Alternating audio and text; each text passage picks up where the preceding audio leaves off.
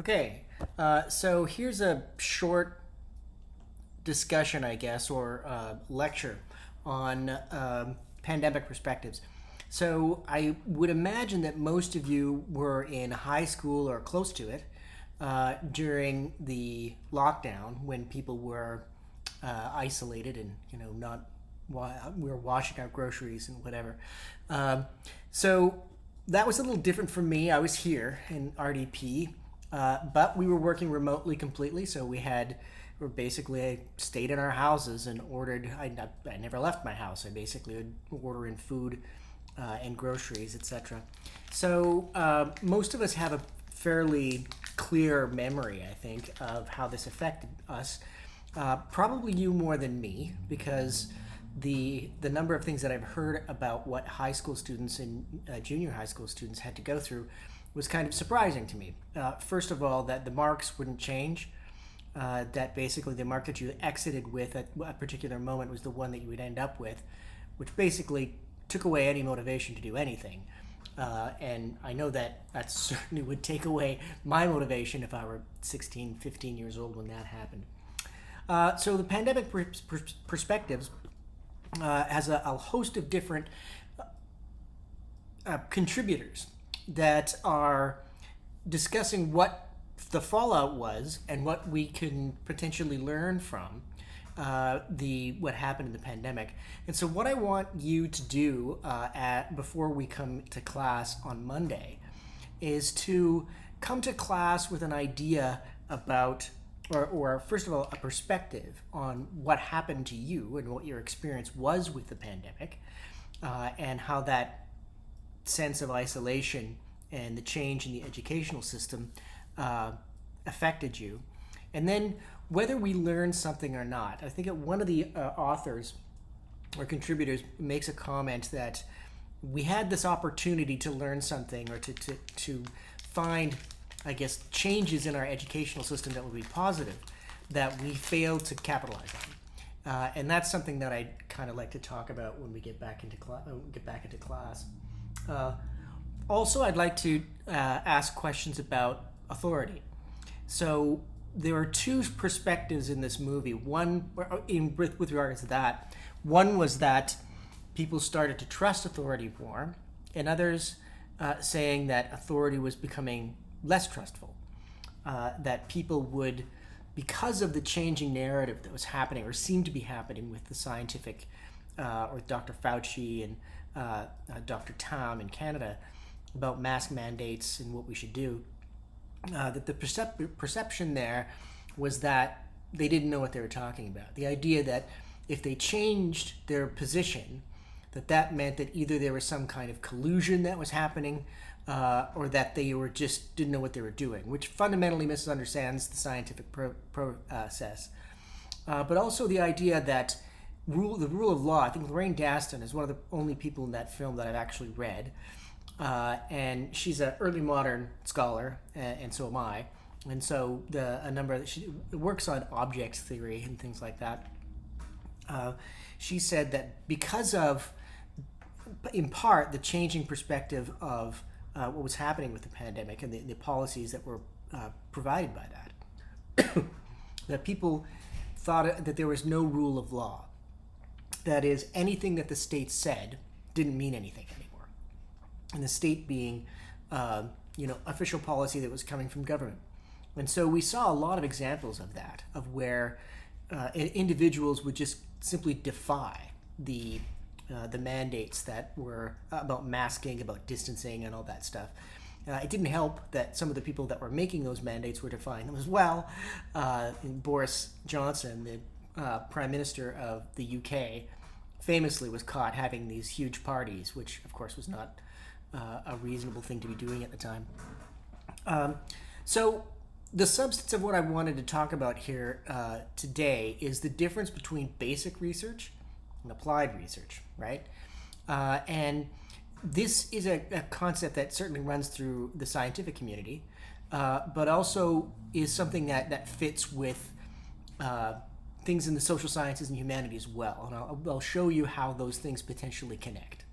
So the basic difference between these two is basic research, and this is an important thing because a lot of people who wrote about this in the last class when I taught this text couldn't quite articulate in the way that they wanted to, in a meaningful way, exactly what the two things were.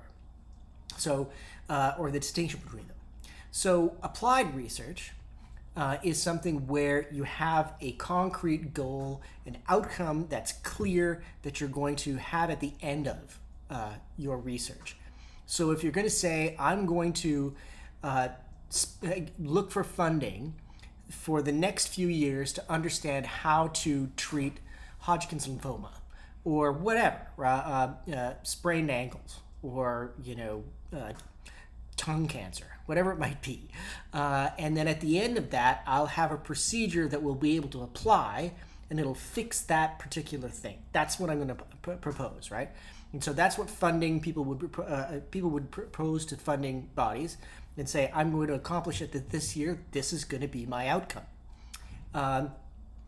In basic research, there is no such goal, right? It's just a matter of studying something to study something. So the goal is in itself. There's a particular scientific principle, and I think the RNA stuff that they were, mRNA, was what was really important for producing the vaccine. But say you're just interested in what happens with electrolytes, or you want to study how this chemical process works, or you're interested in early modern alchemy, or right. So there's the weird kind of connection that it's not a matter of at the end of it saying I'll be able to do this thing, but rather to say I will have this knowledge that will come from that. And in a lot of ways, for people like bureaucrats, that's not particularly satisfying because they want to say, I want to have something that I can do at the end of it, instead of saying, well, now I just know a bunch of stuff, and I don't know what it's going to apply. So one of the presenters in the film suggested that there was a time in the 90s that they proclaimed it the decade of the brain, right? Which is kind of a bold statement. And what happened, it didn't really happen. It failed kind of significantly. And the reason that it failed, according to the person that's talking in the video, is that there was a prioritization of applied research over basic, right? And again, it seems really attractive to say, I'm going to be able to do this thing by the time that I'm done with this research, with this 4-year project or whatever it is. Whereas the basic researcher is just going to say, I'm going to know these things, or I'll discover maybe that these things don't work in the way that I wanted them to. I'll discover what I don't know, which is, again, deeply unsatisfying for some people. But part of the problem is that the prioritizing on what applied research does is that if you say you have these outcomes and you do your research and you're wrong, you come out with an outcome that doesn't exist. And so your research fails. So that seems like a de facto failure. Those things generally can't happen with basic research. Basic research, you just end up learning things about something, right? And even though there's no application, you still have that knowledge, right? Which is a little bit different, even though you could say something similar about applied research.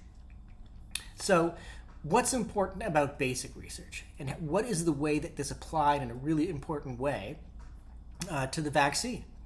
And so the vaccine was produced it was the fastest production of a vaccine in the history of vaccines, which is incredible. Like, it was about around a year from the start of the pandemic and the start of the development of the vaccine to the find that they actually had one. Why did that work so fast? Well, the conspiracy theorists, the people who are following the no rule of law, as Lorraine Daston says, think it's a conspiracy. Well, clearly this was cooked up in a lab somewhere. It was created by Pfizer so that they could cure it, right? It existed in some, I think there's the China origin or the wet markets, all these things to blame something that, that it's kind of some kind of conspiracy and a dangerous sort of thing that was preconceived. But in fact, what our contributors say is that the people who were studying mRNA and a lot of other things discovered that this research could apply to a vaccination. And that is why all the basic research, which is just learning stuff to learn stuff, they've discovered at the end that they had a solution to the problem they didn't know they had when they started. And that's kind of the most interesting thing about basic research. That in fact, because you have something that you're researching something and you don't really know where it's going to go, you don't really know how it's going to be applied, then we have this pandemic and people are scrambling and they realize all of this research that was done that didn't have a purpose now all of a sudden does, right? And that's the big distinction between basic research and applied research. Right.